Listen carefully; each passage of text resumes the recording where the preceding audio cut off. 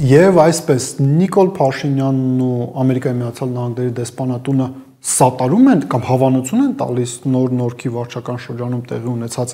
միջադեպին հարգելի հեռուստադիտողներ, այսօր երևի Հայաստանում մարդ չի մնացել, ով չի նայել տեսանյութը նոր-նորքի վարչական շրջանում տեղի ունեցած միջադեպի վերաբերյալ։ Հիշեցնենք ինչ է տեղի ունեցել, ակտիվիստ Արտուր Չախոյանը եկել էր վարչական շրջան հանդիպելու համար Տիգրան Տեր-Մարգարյանին, նոր-նորքի վարչական շրջանի ղեկավարին։ Նաև ես ուզում եմ մենք արձանագրենք հետևյալը, որ միջև ծեծելը կամ միջև այս ամբողջ գործընթացը ինչ էր սկսել, ինչն էր հանդիսացել պատճառ, որ Չախոյանի եւ նոր-նորքի վարչական շրջանի ղեկավարի միջև կոնֆլիկտ էր առաջացել կամ լավ, այսպես ձևակերպենք, լարվածություն էր առաջացել։ Արտուր Չախոյանը Մայր Հայաստան խմբակցության ներկայացուցիչներից մեկի հետ փաստացի հետաքննություն են իրականացրել եւ պարզել են, որ նոր-նորքում վերանորոգված մանկապարտեզներից մեկը, որի վրա ծախսվել է ավելի քան 300 միլիոն դրամ, այդ մանկապարտեզում աշխատանքները փաստացի զրոյական մակարդակով են իրականացվել, ինչ որ ձևի տեսանկյունից իհարկե վերանորոգման աշխատանքներ իրականացան, բայց որ պատկերացնեք ասֆալտը մարդիկ կարողանում են ուղղակի ձեռքերով բարձրացնել, խալի նման մեկ այլ կողմ դնել, այս հարցի վերաբերյալ ուզում էին բացատրություններ ստանային նոր-նորքի վարչական շրջանի ղեկավարից, նա իր հերթին զանգահարել էր դրանից առաջ Արտուր Չախոյանին, վիրավորել էր եւ այլն եւ այդպես շարունակ եւ վերջում մենք ստացանք այն, ինչ ստացանք, համաձայնվեք, այդքան էլ սովորական միջադեպ չէ նույնիսկ Նիկոլ Փաշինյանական Հայաստանի մասին։ Եթե հիշենք էլ Նիկոլ Փաշինյանի քաղաքական անցյալը եւ այն արիալը, որը ներկայացնում է, նույնիսկ Լևոն Տեր-Պետրոսյանի իշխանության տարիներին այսպիսի միջադեպեր այդքան էլ հաճախ չէին լինում, դրա համար իսկապես արժի մի հատ մանրամասն այս ամեն ինչը վերլուծել։ Եկեք սկսենք հետեւյալից։ Ինչպես ես արդեն նշեցի, մենք Հայաստանում ունենք առնվազն 2 կառույց, որոնք օր ու գիշեր խոսում են նրա մասին, որ չգիտեմ, Նիկոլ Փաշինյանը ժողովրդի ընտրյալն է, որ իրենք էլ իրենց հերթին սատարում են Հայաստանի ժողովրդավարությունը, ժողովրդավարական ուղին, Ամերիկայի Միացյալ Նահանգների դեսպանատունը եւ Եվրոմիության պատվիրակությունը։ Իհարկե տրամաբանական հարց է առաջանում. ուր են այս կառույցները,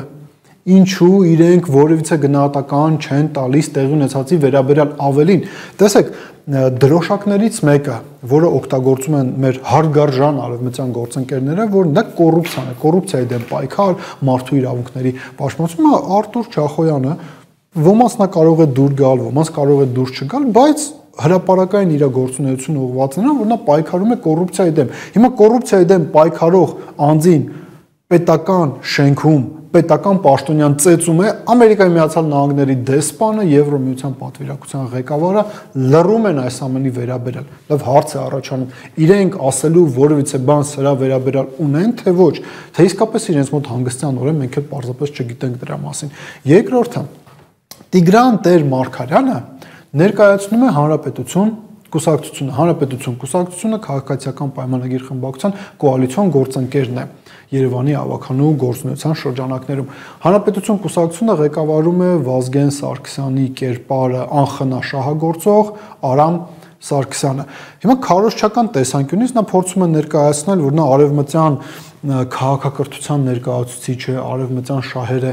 արևմտյան արժեքները, չնայած իրականում արևմտյան շահեր, արևմտյան արժեքները Հայաստանում պաշտպանում եւ լինելու են գործիչներից մեկը, որը Հայաստանը տանելու է դեպի զարգացած արևմտյան երկրների ընտանիք։ Հիմա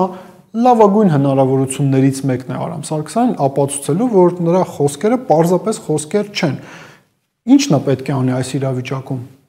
Տիգրան Տեր-Մարգարյանը պետք է հեռացվի կուսակցությունից, ինչպես նաև նա պետք է ետ կանչվի նոր-նորքի վարչական շրջանի ղեկավարի պաշտոնից։ Եթե իրենք դա չեն անելու Հանրապետություն կուսակցությունը, իսկ ինչ որ բան հուշում է, որ իրենք դա չեն անելու, որովհետև արդեն հայտարարություն են տարածել, ամեն ինչ խառնել են այս հայտարարության շրջանակներում, հասել են նույնիսկ մինչև Մոսկվա, դա նշանակում է հետևյալը, որ նույնիսկ այն, թե ինչ իրենք քարոզում են, իրենք այդ ամեն ինչին չեն հավատում։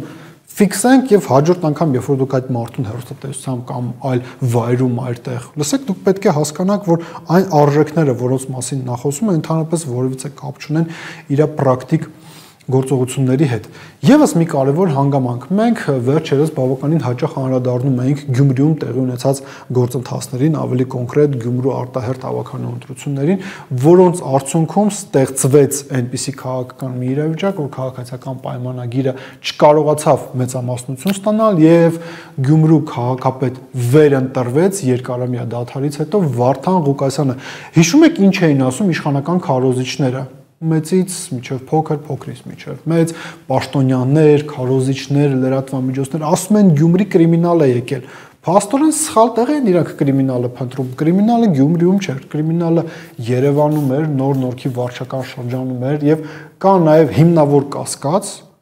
որ այս տեսակ բարքեր տիրում են նաեւ այլտեղ։ Նաեւ եկեք նկատենք հետեւյալը, հա, տարիքով մի փոքր ավելի մեծ մեր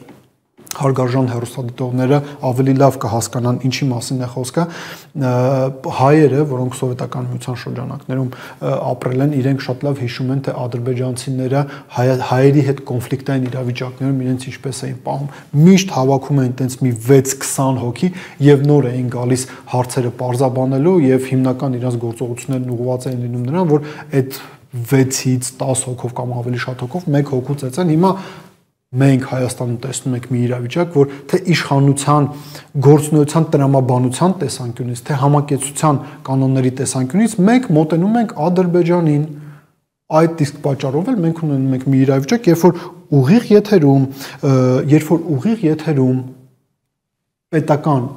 շենքում, պետական հաստատությունում, պետական պաշտոնյան իրեն իրավունք է վերապահում ծեծել առանձին վերցած քաղաքական ակտիվիստին։ Եվ այս իրավիճակի թերևս քաղաքականապես ամենակարևոր հանգամանքը, հարգելի հեռուստադիտողներ, հիշում եք ԿՊ-ում մի այսպիսի падգամավոր կար Վիլեն Գաբրիելյան։ Ինչ տեղի ունեցավ վերջերս իր հետ։ Գյումրու ընտրությունները իր համար վերջին քաղաքական ակտը եղավ, որը նա դիմավորեց падգամավորի կարգավիճակով, որովհետև Գյումրու ընտրությունների գիշերը նա ոչ այնքան սթափ վիճակում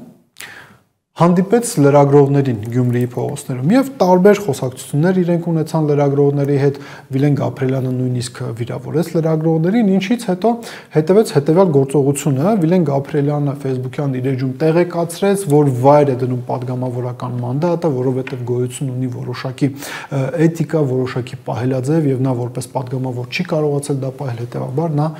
հրաժարական է տալիս, հրաժարվում է падգամավորի մանդատից, հարգելի հեռուստադիտողներ։ Հիմա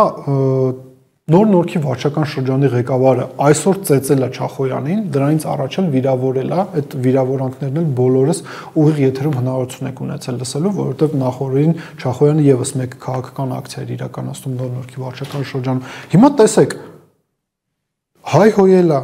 ծեծել է, ու ինչ արել դրանից հետո Ժորժ ջան ինքը հրաժարական չի տվել, նա գնացել է պերերիվի, ինչպես լրագրողներին ասաց։ Հիմա տրամաբանական հարց է առաջանում։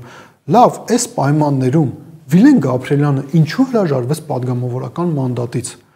Միգուցե նա հրաժարվեց ոչ թե այն պատճառով, որ ոչ սթափ վիճակում հանդիպեց լրագրողներին, իրենց նկատմամբ էլ վիրավորական արտահայտություններ արեց, այլ միգուցե որովհետև բացահայտել է ոմանց ծրագիրը, որովհետև ի թիվս այլնի Մարտի 30-ի գիշերը լրագրողները, երբ որ իրեն ասում են դուք չեք ուզում ես ձեր պահվածքի համար հրաժարվել մանդատից, նա ասաց, ինչու պետք է հրաժարվեմ մանդատից, եթե 26 թվականին միևնույն է իշխանափոխություն է լինելու եւ արդեն իրենք մանդատներ չեն ունենալու։ Կրկին ասենք, միգուցե Վիլեն Գաբրիելյանին ասել են, որ նա վայր դնի падգամավորական մանդատը, որովհետեւ բացահայտել է ոմանց ծրագիր, ըստ որին Նիկոլ Փաշինյանը 2026 թվականին պետք է կորցնի իշխանությունը։ Բայց այսպիսի մի հարց, կորցնի իշխանությունը իսկապես, թե վերադարձնի իշխանությունը։ Մտածեք այդ մասին։